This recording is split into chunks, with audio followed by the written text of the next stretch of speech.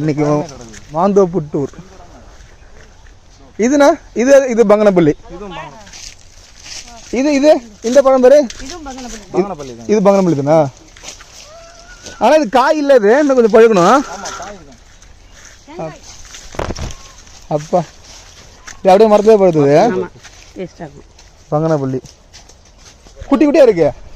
ஆமா இதுதான் ரொம்ப டேஸ்ட் இருக்கிறது டேஸ்டா.